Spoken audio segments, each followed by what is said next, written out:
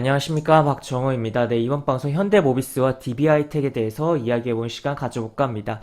영상 아래 구독과 좋아요 버튼 눌러주시고 이야기 시작해보도록 하겠습니다. 우선 현대모비스 대표적인 자동차 관련주다라고 볼 수 있겠고, 이름에도 드러나듯이 현대자동차 그룹의 계열사다, 부품 회사다라고 보시면 되겠는데,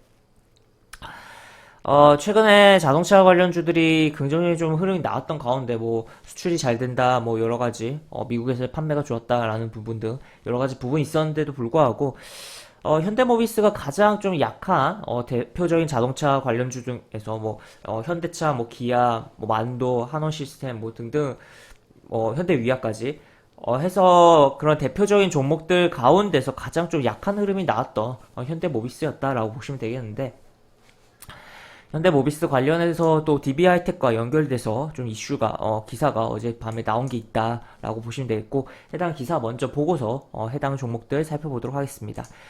우선 현대모비스 자동 차량용 반도체 직접 만든다 해서 모비스가 설계를 하고 DB하이텍과 키파운드리에서 생산을 추진한다라고 표현이 나와 있고, 그러니까 모비스가 직접 설계를 해서 DB하이텍 외주를 준다는 거죠. 그래서 수탁을 해서 파운드리 생산을 하겠다 라는 뭐 부분이고, 어떻게 보면 일종의 수직 계열화라고도 좀, 물론 기존에 어떻게 보면 차량용 반도체라는 부분이 기존 반도체 업체들이 마진이 별로 높지가 않았던 부분도 있고 여러 가지 부분인데, 자동차 업체 입장에서는, 자동차 업체 현대 자동차 그룹 차원에서는 그게 그거랑 어쨌든 상관없이, 어쨌든 그러한에도 불구하고, 이거는 어쨌든 지금 이야기해드린 부분 반도체 기업들 입장인 거잖아요. 수익성이 뭐 낮다, 뭐 여러 가지 그런 부분들. 근데 자동차 쪽의 입장에서는 어쨌든 이게 수급이 원활하지 않으면 공장이 멈춰버리는 현상들이 지금 계속적으로 나왔다는 거죠. 글로벌 자동차 업체들이. 그러다 보니까 현대자동차 그룹 차원에서는 뭔가 해야 되지 않을까. 그리고 어떻게 보면 수직 계열의 부분에 있어서 현대모비스가 부품을 분담을 하는 부분이 있는데, 어, 그런 부분에 있어서 이제 반도체 쪽까지 이렇게 설계를 하고, 물론 설계만 하고 뭐 생산까지는 아니지만 어쨌든 이렇게 맡겨가지고 진행하면 안정적으로 그런 부분이 부품 조달이 되면서 자동차 공장이 쓰는 현상이, 아무리 뭐 반도체가 부족하더라고 하더라도 상대적으로 현대와 기아가 여유가 있었는데도 불구하고 뭐 공장들이 어쨌든 섰던 전력들이 있고, 최근에도 미국 공장 쓴다는 얘기가 나오고 있잖아요. 현대차 같은 경우는 그렇기 때문에 안정성을 최대한 담보를 할 수가 있다는 거죠. 이렇게 진행이 되면. 그리고 추가로 이제 차량용 반도체라는 부분이 계속적으로 이제 전기차로 넘어가면서 부품 사용이 점점 늘어날 수밖에 없는, 물론 전기차로 진행되면서 내연기관차에 대한 에 들어가던 부품만큼 뭐 자동차 전체에 들어가는 부품은 많지는 않고 오히려 줄어드는 부분이지만, 이런 전기적인 그런 반도체 관련된 그런 부분들은 점점 늘어날 수밖에 없는 부분이지 않나라고 생각을 할 수가 있는 부분이고, 하여튼 그러한 부분에서 이렇게 안정성을 가지려고 하는 행보가 나온다라고 좀 보시면 되겠습니다. 일단 매일경제 단독 기사예요. 최근에 뭐 매일경제에서 단독 기사로 해서 뭐 기사가 나온 다음에 해당 종목, 관련 종목의 시가가 높게 뜨고서 장대 음봉을 보여준 후에 뭐 다시 또 움직이는 뭐 그런 현상들이 좀 최근에 꽤 있었는데, 그런 가운데서 뭐 현대모비스랑 뭐 DB하이텍 같은 경우에 워낙 좀 덩치가 좀 있는 종목들이니까 과연 그렇게 움직일지도 오늘 좀 지켜봐야 되는 상황이다라고 볼 수 있겠고, 어쨌든 이러한 내용이 있으면서 두 개가 연결되었다라고도 보시면 되겠습니다. 지금 이렇게 뭐 자율주행차 같은 경우 한 대 반도체가 2,000개씩 들어간다. 그래서 이런 내용이 나와 있고 쭉 나와 있습니다. 지금 보시면, 그리고 주요 자동차 산업국의 차량용 반도체 산업 뭐 비교에 대한 부분도 있는데, 하여튼 글로벌 차량용 반도체 기업 뭐 이런 식으로 나와 있는데 우리는 없다는 거죠. 그렇기 때문에 이런 것도 생각을 해볼 수가 있겠고, 안정적인 뭐 그런 공급망에 대해서 를 만들어주는 또 그런, 어떻게 보면 이러한 부분이 국내에 이렇게 뭐 발생을 한다면 글로벌 차량용 반도체 기업이 제대로, 물론 현대모비스가 설계해서 그 DB하이텍에 맡기는 뭐 그런 식이고 아예 회사를 뭐 설립하거나 그런 건 아니지만, 그럼에도 불구하고 그런 그런 라인이 제대로 된 라인이 있다면 해외 기업들과의 협상에서도 유리해질 수가 있다는 거죠. 물건 사올 때, 차량용 반도체를 사올 때.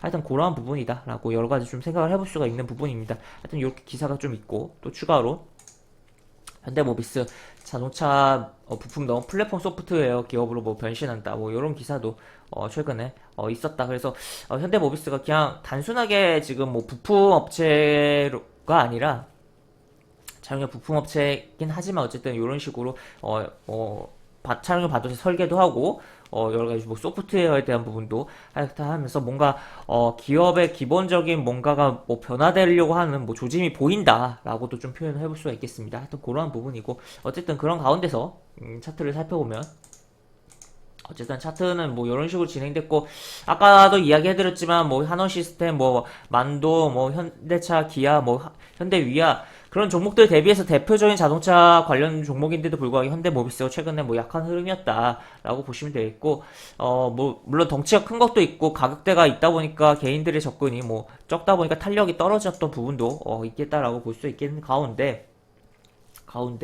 어쨌든 현재는 뭐 이런 식으로 그제는 이렇게 약간 상승이 좀 나왔다가 밀리고 어제 작게 양봉이 좀 나온 상황이다 라고 보시면 되겠습니다.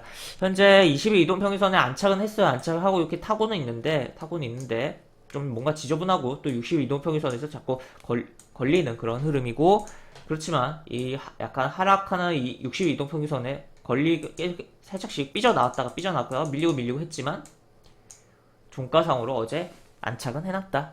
그래서 이제는 이렇게 조금 이렇게 캔들도 움직임이 왔다 갔다 해주면서 20일과 60일 이동평균 좀 모아주는 수렴의 구간을 만들어줄 필요성이 있고 그런 과정 속에서의 오늘의 또 캔들이 하나 만들어질 것이다. 그래서 해당 기사를 통해서 뭐 시가가 그리고 시가가 근데 높이 뜨기가 좀 덩치가 있다 보니까 어렵긴 하겠지만 만약에 높이 뜬 다음에 기본적으로 장 초반에는 외국의 기관이 시코나하고 매도를 칠 가능성이 매우 높다. 그 다음에 다시 뭐 꼬리 달릴 가능성도 있긴 한데 하여튼 일단은 오늘 흐름을 좀 지켜보고 오늘 흐름 지켜본 뒤에 살펴봐도 늦지 않을 것이다 라고는 기본적으로 보겠습니다. 그래서 뭐 오늘 뭐 시가가 뜨고 양봉이 나오던 뭐 시가가 뜨고 음봉이 나오던 일단 오늘은 거르고 그 이후에 흐름을 살펴봐도 무관하겠다 라고 보시면 되고 일단은 좀 차트가 물론 이게 주식이라는 게 기술적인 부분으로만 볼 수는 없는 부분이긴 하지만 어쨌든 차트가 조금 정리되고 조금 안정감 있는 모습을 보여줘야지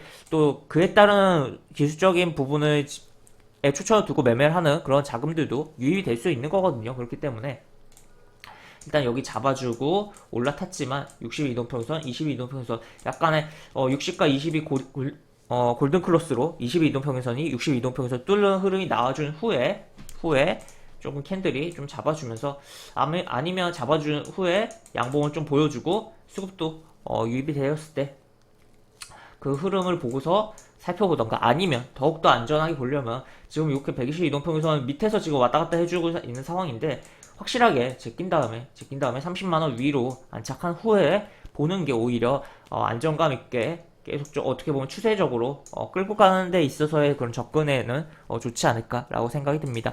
일단 이런 상황인데 차트적으로는 수급도 보면 현재 보시면 연기금은 이런 식으로 사고는 있다. 근데 뭐 어제 뭐 외국인 기관 모두 매도를 한 상황이다 라는 것도 체크를 해볼 수가 있겠습니다. 그 다음에 DB하이텍을 좀 살펴보면 DB하이텍 보면은 지금 얘도 차트가 좀 어수선하고 어떻게 보면 얘 같은 경우는 조금 뭐 현대모비스보다는 더 좀 강한 흐름이 이렇게 나왔다가 다시 여기 캔들이 몰려있는 상황인데 얘 같은 경우는 시간에서 이미 2% 정도 이렇게 어제 상승이 좀 나온 상황이에요. 그렇기 때문에 얘 같은 경우는 뭐 현대모비스는 워낙 덩치가 크지만 얘도 물론 덩치가 작진 않아요. 2조가 넘어요.